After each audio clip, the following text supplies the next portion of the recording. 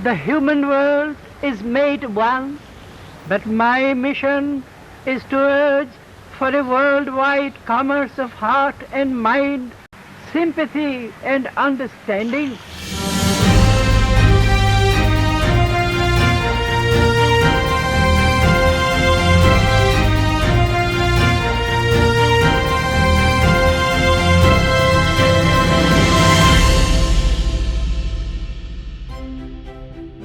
Gurudev Rabindranath Tagore, the greatest Renaissance genius of the 20th century. In the verdant fields of Bengal, where the winds whisper tales of yore, there blossomed a poetic spirit that would forever alter the canvas of literature and culture, not only in India, but across the globe. Rabindranath Tagore, a name that echoes through the annals of time, was more than a poet, more than a musician, more than an artist. He was a symphony of intellect and creativity, a harmonious blend of a philosopher and a dreamer. I slept and dreamed that life was joy. I awoke and saw that life was service. I acted, and behold, service was joy. Our journey begins in 1861 in the vibrant city of Calcutta, now Kolkata, in a wealthy family that nurtured art, culture, and creativity. Rabindranath Tagore was born as Rabindranath Tagore on Tuesday, 7th May 1861 in his ancestral home, Jorashako Thakurbari. Here, Rabindranath was born as the youngest of 13 children. His forefathers had migrated from their native place to Gobindapur, where they went on to become an affluent family after acquiring several properties in the area through commercial and banking activities. Rabindranath grew up in Jorashako Thakurbari mansion that was filled with musical, literary, and dramatic pursuits, as most of his family members were poets, musicians, playwrights, and novelists.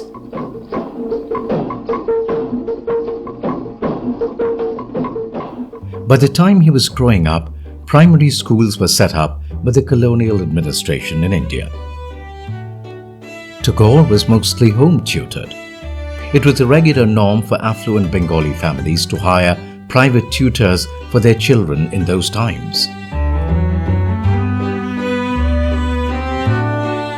He attended one of the Bengali medium schools established by Ishwar Chandra Vidyasagar, and later in his life, Tagore said that he owed his love of Bengali language and literature to this school. By the age of 14, Tagore had gradually started withdrawing himself from formal schooling, and for the rest of his education, he preferred home tutoring and his personal efforts to learn various subjects. He also learned lessons in wrestling, music, and drawing from professionals. His father, Devendranath Tagore, gave him lessons in Sanskrit, astronomy, and the scriptures, which formed the basis of Tagore's reformed religion.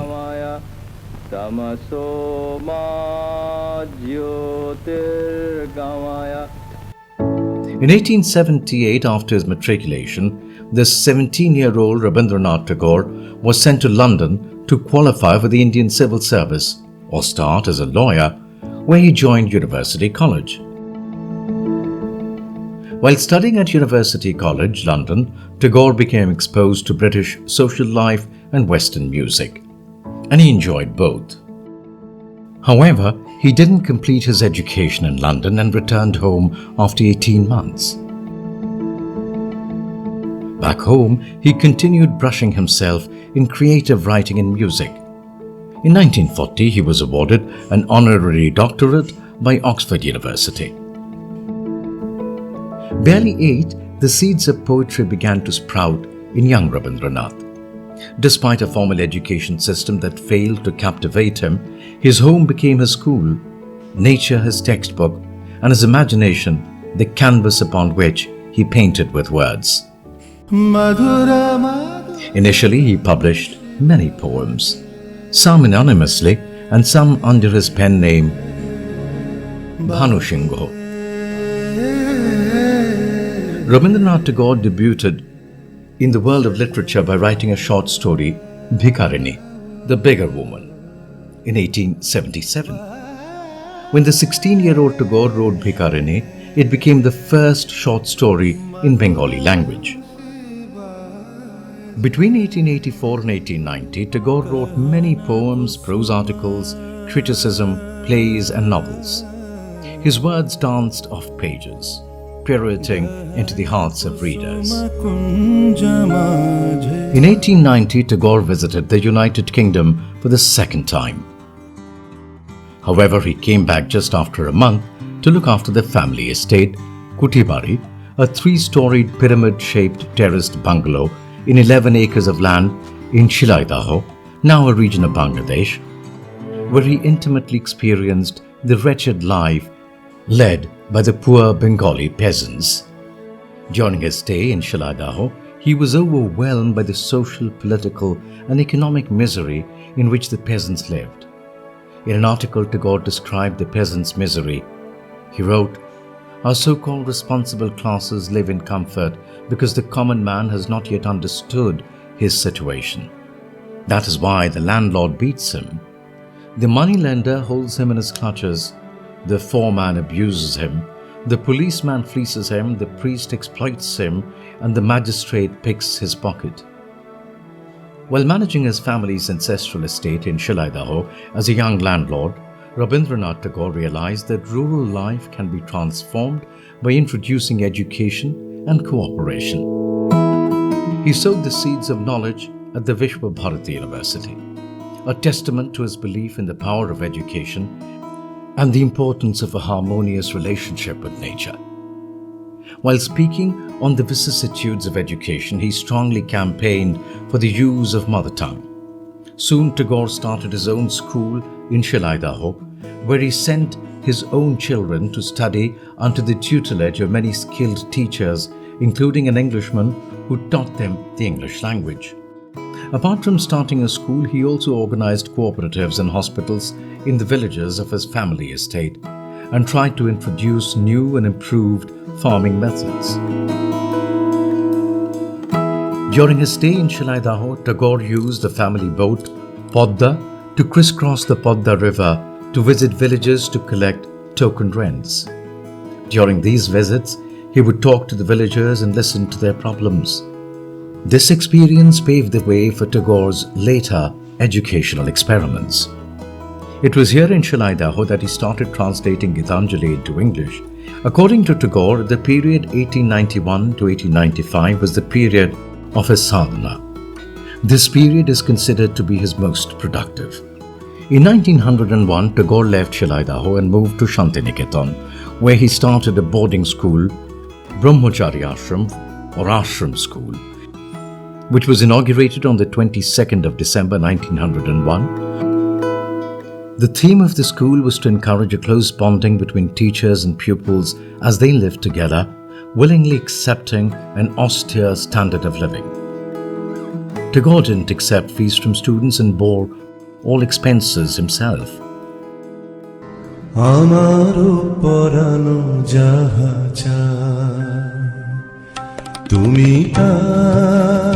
During this time, he published some of his most popular realistic novels, including Chokher Bali 1901, Nokarubi 1903, and Gora 1910. Between 1878 and 1932, as his verses traversed languages and boundaries, Tagore embarked on extensive travels, absorbing the cultures, the pain, and the joys of humanity. This international experience inspired him to establish an institution that emphasized the unity of the world's cultures and streams of knowledge. On 24th of December 1918, he laid the foundation of Visva-Bharati in Santiniketan, West Bengal. Visva-Bharati went on to become an international center of culture and humanistic studies. In 1921, Tagore, along with agricultural economist Leonard Elmhirst, started a new school to provide an all-round education for village children. The main emphasis of this new school was in agricultural research. In 1912, during his third visit to the United Kingdom, Tagore was accepted as a great poet and intellectual. In 1913, the world watched in awe as this son of Kolkata ascended the global stage, his work Gitanjali earning him the Nobel Prize in Literature, a first for a non-European. A well-known English painter, Sir William Rothenstein, and the poet W.B. Yeats became highly impressed by some of Tagore's poems and writings, which had already been translated into English. The Swedish Academy, in its statement, said, "The Nobel Prize in Literature 1913 was awarded to Rabindranath Tagore because of his profoundly sensitive, fresh and beautiful verse, by which, with consummate skill, he has made his poetic thought, expressed in his own English words, a part of the literature of the West." In 1915 birthday honours, Rabindranath Tagore was awarded a knighthood by King George V.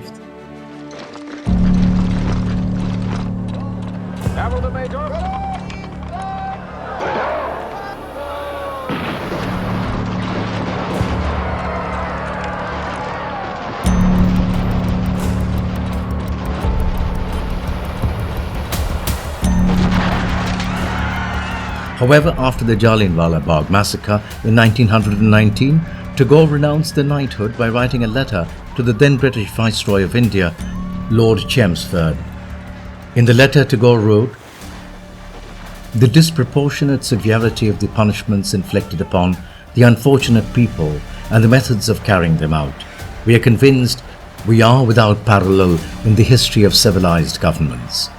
The time has come when the badges of honor make our shame glaring in their incongruous context of humiliation, and I for my part wish to stand shorn of all special distinctions by the side of my countrymen."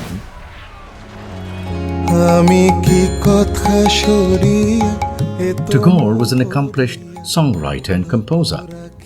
With around 2,230 songs to his credit, he gave a new category to songs known as Rabindra Sangit. It is said, in Bengal, no cultured home where Rabindranath's songs are not sung or even attempted to be sung. Even illiterate villagers sing his songs.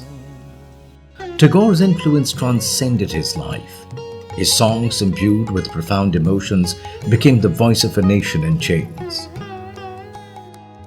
One of them, Jana Gana Mana Adhinayaka Jaya Hai, proudly echoes today as India's national anthem. Jana Gana Mana Adhinayaka Jaya Hai, Bharat Bhagya Vidhata, Punjab Sindh Gujarat Maratha, Dravida Utkala Banga. Not confined to the realm of literature, Tagore in his 60s discovered another avenue of expression, painting. His artwork, much like his poetry, resonated with a deep spiritual undercurrent, a reflection of his ceaseless quest for the divine. He made debut appearances in many art galleries in Paris and throughout Europe. During his waning years, Tagore developed more respect for scientific laws, and he used various concepts of biology, physics and astronomy in his poetry. His stories, Teen Shongi 1940 and Golpo Sholpo 1941, also incorporated scientific intellect in them. The poetry that he wrote during this period is considered among his best, including his politically charged composition, Akla Chalo Re. যদি তোর ডাক শুনে কেউ না আসে তবে একলা চলো রে। As the sun settled Tagore's life, his spirit remained undimmed. His legacy, a constellation of art, music and literature, continues to illuminate minds, inspiring generations to reach for the stars. His words, "You can't cross the sea merely by standing and staring at the water," remind us of the importance of action and perseverance. From the fertile lands of Bengal, Rabindranath Tagore, a humble poet, ventured out into the world armed with nothing but his words. And the world listened. তবে পরাণ খুলে ও তুই মুখ ফুটে তোর মনের কথা একলা বলো রে।